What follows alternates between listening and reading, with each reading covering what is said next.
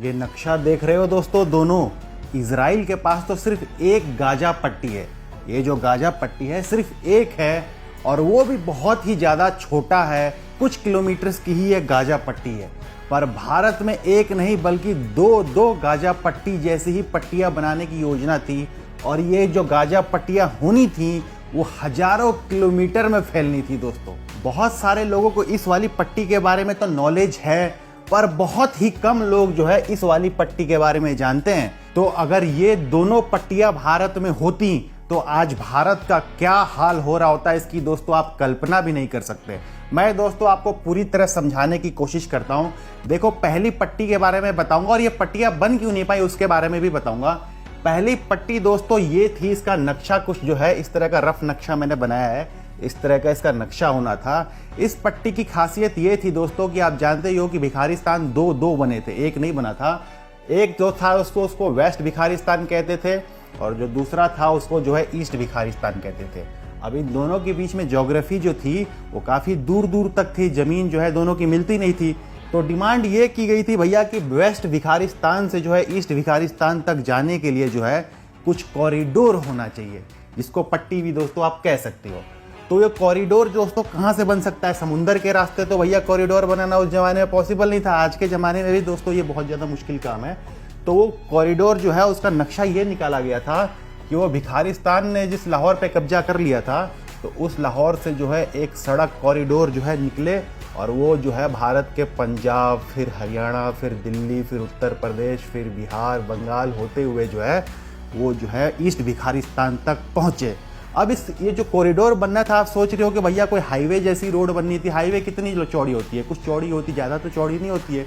तो दोस्तों मैं आपको इसकी खासियत बता दूं कि ये कॉरिडोर जो है वेस्ट भिखारिस्तान से जो है ईस्ट भिखारिस्तान तक बनना था। जरा कलर चेंज कर लूँ ताकि आपको आसानी से समझ में आए।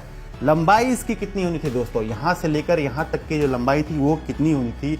वो दोस्तों होनी थी 800 मील, यानी कि दोस्तों 1000 किलोमीटर से भी जो है ज़्यादा की लंबाई होनी थी। तो ये तो दोस्तों लंबाई की बात हो गई।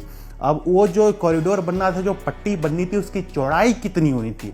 चौड़ाई होनी थी दोस्तों 20 किलोमीटर के आसपास। ये सब डिमांड थी कि 20 किलोमीटर, यानी दोस्तों यहाँ से यहाँ तक जो है ये जो चौड़ाई है कॉरिडोर की तो 20 किलोमीटर होनी चाहिए। 20 किलोमीटर चौड़ा और इसके बीच में जो है हाईवे टाइप बनना था। अब ये जो 20 किलोमीटर का जो ये जो पट्टी थी उसके बीच में कौन से लोग रहने थे दोस्तों, वो भी देखिए। सिर्फ समुदाय विशेष की बसावट होनी थी। डिमांड ये थी कि भैया यहाँ पर जो है सनातनी भी रहेंगे तो भैया ये जो कॉरिडोर तो सुरक्षित नहीं रहेगा। तो 20 किलोमीटर तक जो है पूरे एरिया में जो है सिर्फ और सिर्फ समुदाय विशेष की ही जनसंख्या होनी थी, ये डिमांड थी।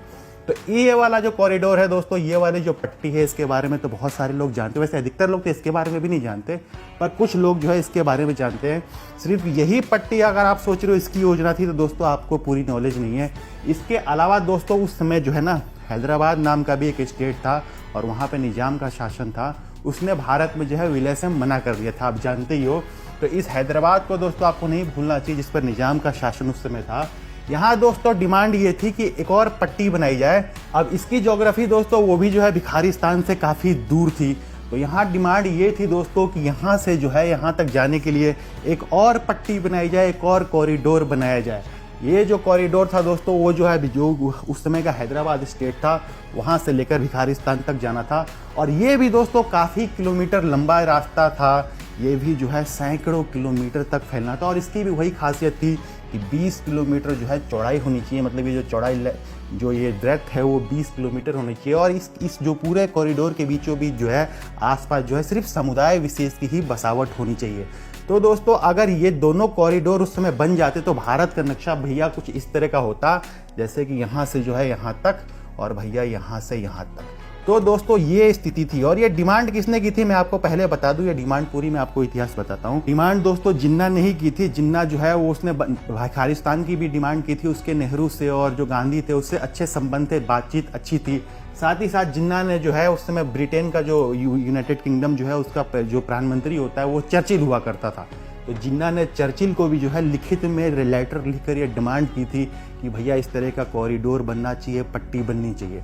पर दोस्तों जिन्ना की जो डिमांड है वो पूरी सिर्फ इसलिए नहीं हो पाई, भारत की किस्मत अच्छी थी। देखिए कटिंग है और सरदार पटेल का बयान है जिन्ना की डिमांड पर सरदार पटेल जो उस समय गृह मंत्री भारत के बन गए थे, तो उन्होंने कहा था कि भैया ये बिल्कुल नॉनसेंस है, यानी कि भैया इसको बिल्कुल भी जो है माना नहीं जाएगा इस डिमांड को। वैसे इनकी डिमांड जो थी भिखारिस्तान बनाने की, वो तो भैया इन लोगों ने हिंसा के दम पर जो है वो तो हासिल कर ली थी, पर ये डिमांड भारत की किस्मत अच्छी थी कि पूरी नहीं हो पाई, क्योंकि उस समय भारत की सत्ता जो है और गृह मंत्रालय जो है जिस पर पूरा का पूरा कंट्रोल जो है सरदार पटेल का था। तो सरदार पटेल के कारण और भारत के जो कुछ राष्ट्रवादी थे दोस्तों, उन राष्ट्रवादियों के कारण जो है जिन्ना का जो ये सपना है वो पूरा नहीं हो पाया। वरना दोस्तों अगर ये जिन्ना का सपना पूरा हो जाता तो आप इजराइल के पास ये जो छोटा सा जो है गाजा स्ट्रिप देख रहे हो, ये गाजा स्ट्रिप जो है सिर्फ कुछ किलोमीटर का, ये बहुत छोटा है, जबकि भारत में भैया इस तरह की 2-2 पट्टियाँ बनाने की योजना थी। अगर ये पट्टियाँ जो बन जाती तो भारत आज पता नहीं भारत होता भी और क्या हाल होता, उसका सिर्फ अंदाज़ा लगाया जा सकता है।